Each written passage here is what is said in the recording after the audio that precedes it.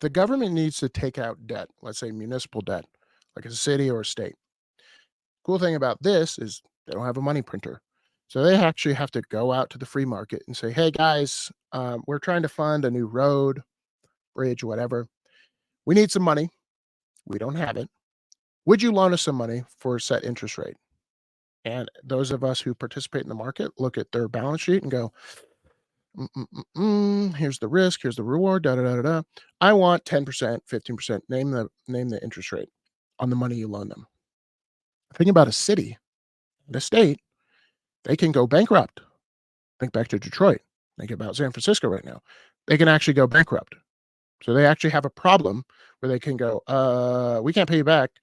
Sorry, sucks to suck. Because we don't have the money. We went bankrupt. That means we can't pay you. So you have to be compensated for that risk. Now let's do this thought experiment with the federal government. Federal government needs to fund its $2 trillion deficit. And remember, a deficit is tax receipts, spending. The difference between tax receipts and spending is the deficit piled onto the debt. So every year they have to go out to the free market. Janet Yellen has to go out to the free market and say, hey, we're selling more $34 trillion in debt. Who wants to buy? And because the dollar is world reserve currency, a lot of people want to buy that debt because they need to save in dollars in order to buy oil. Okay, but the free market is now kind of waking up to the fact that the federal government has a balance sheet problem and interest rates are going up. Here's the problem. Last year, our interest rates, interest only on our debt. Remind you, interest only was higher than the most powerful military in the world. It's bigger than our defense budget.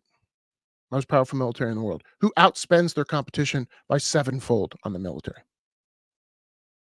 Okay. So if you're in the free market, you're a free market actor, and you go, okay, what kind of interest rate do I want to compensate me for the risk? Because you don't have a risk for the federal government, because they have the printer, of defaulting, meaning not getting paid back.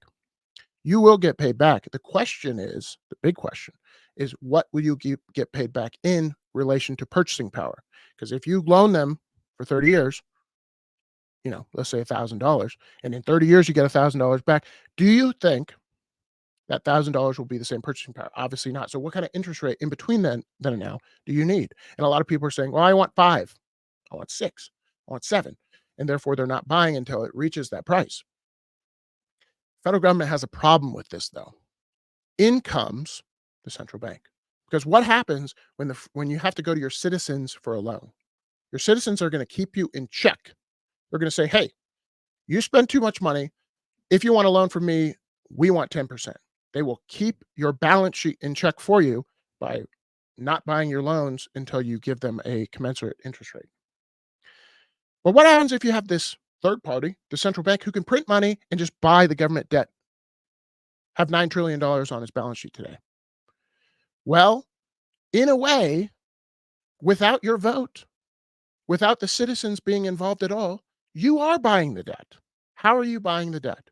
You are buying it through the debasement of the currency. Because when they buy it, the Federal Reserve buys it, and it allows them to spend and keep the interest rate low on debt, keeps demand high for the debt because they're just printing and buying it. They debase the currency, and that's how they do it. They keep interest rates low, keep the debt burden low by just debasing what that purchasing power buys. Think about it. Think about if you had a job and you kept taking on more and more debt on credit cards, but the interest rate remained low and your income kept going up. That's kind of what's happening with the government. Is their income is based off of this money printing. Think about it's so sick. And this is what I try to remind people of. And some people are starting to pay attention finally, because at the tail end of a debt-based system like we have today, you really have less options, and the pain gets worse and worse and worse. People try to warn you about this. Peter Schiff and the like have been trying to warn people about this for 20 or 30 years. But it's not till the end of the problem, the debt-based system, where you see like any move they make, it gets a bigger crack in the system, right? So think about this. The federal government debases your work. You go to work, you come home. You spent 40 hours plus away from your family to earn a living so you can feed them.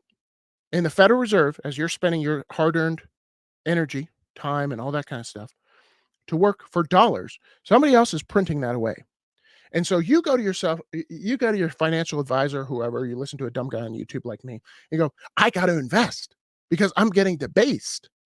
And then you go to invest and then you make some money. And the federal government goes, we want capital gains tax on the money you just invested. And that capital gain is only there because we debased the currency in the first place. It's so stupid. It's so dumb, right? But it's been a warm blanket for the entire society for a long time because the pain wasn't that bad. Unfortunately, the pain is getting worse and worse and worse. And if you're a person who kind of is on the outskirts of this, like kind of like, what is going on? Trying to pay attention to what's going on economically. Here's the thing. You will pay for it. How will you pay for it? Because if you work for dollars, that's how they're going to do it. They're going to debase their currency because the federal government, we're living through what's called a debt jubilee, meaning the debt that is held, since we live in a debt-based system, has gotten so big that people can't afford to service it, meaning pay the interest rate, including the federal government. So how do we solve this problem? If we have debt that we can't service, and the biggest debtor in the world, the United States, can't service their debt, how do we solve it? Well, why don't we make the debt less costly? How do we do that? We debase the currency itself. We print more currency units. That is the long pole in the tent. That's what's going to happen. And how do we debase the currency? We put it on your back, poor and middle class. Because the people who have assets, what goes up? What goes up in inflation? Assets. And people who have debt, asset-based debt, like the rich, they're going to get richer. And so it's not their fault. They're smart. They're watching what's going on. They're watching the system fall apart. But I implore you, if you're in the poor and middle class, like I am, middle class, right? And you're just starting to pay attention to this problem, and you're thinking, wait a second. Well, the problem is, and you look at politicians, you go, it's the politicians. They got to raise taxes. It's Trump's tax cuts. It's this or that. It's this, that. That is all noise. Okay. The signal is government spending. Government spending. And we're not going to have political discussion because I always say what you spend money on is a political or moral question. How much money you spend is a math question. And no matter who you are in Congress, Republican, Democrat, Independent, doesn't matter. You love spending money. You love it. And you love spending more than we take in tax receipts. So all that stuff, all that stupid, like political stuff that people argue about, we spend more than we take in, and we've been doing it for decades. And at the end of that, if you understand that you can't spend more than you take in forever, and everyone understands that in their own life, they somehow think it's different in the government. And the government's been doing it for decades. You would think, well, there's going to be consequences to that. What are the consequences? The currency debases. So buy things the government can't print. And if you think they're going to turn it around, you don't understand math. It's impossible. It is impossible. What are they trying to do now? They're trying to raise interest rates to make the cost of money go up. So the circulation of money doesn't happen as fast. So that cost of money goes up. But what's the problem? If that cost of money goes up and we have a recession, what happens to tax receipts? They go down. Okay. So let's say the government took in $4 trillion in taxes in 2021, thanks to capital gains, etc. And then we have a recession and they took in $2.5 trillion. Do you think their government is going to cut their expenses by $1.5 trillion? No, the deficit goes up. That is the problem. So even if you have a recession, deficit's going up because the government never cuts spending. It's always spending. That is the problem. So if you're like me and you're starting to pay attention to this and you go, wait a second, this doesn't make sense. Why do my eggs cost double? But wait a second, the government told me that inflation's only 3%. That's another fun fact a lot of people are realizing. The government prints money and then they go to the government to give them the report card on what the inflation rate is. You see the problem? All on the back of the poor middle class. So get out of the system. I'm a big believer in Bitcoin. And if you don't understand it, read about it. But if you don't believe in Bitcoin, you don't have to. But look into other systems. Some people are fans of gold and silver, etc. But at the very least, you have to understand one thing all people in all camps agree on, if they're investing outside this system, is that this system is going to fail. We're going to have a debt jubilee. Okay. And it's going to hurt the poor and middle class the most. And if you're sticking your head in the sand and pretending it's not happening, it's happening, whether you like it or not, whether you voted for it or not, because no one voted for this. No one voted in the Federal Reserve. And yet they're buying up our debt. They're printing money. They're raising and lowering interest rates. It's one huge game of musical chairs, right?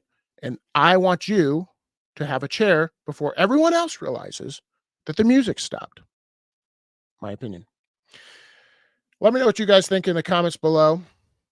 Ultimately, the question is, how long does it take? But it's going to happen.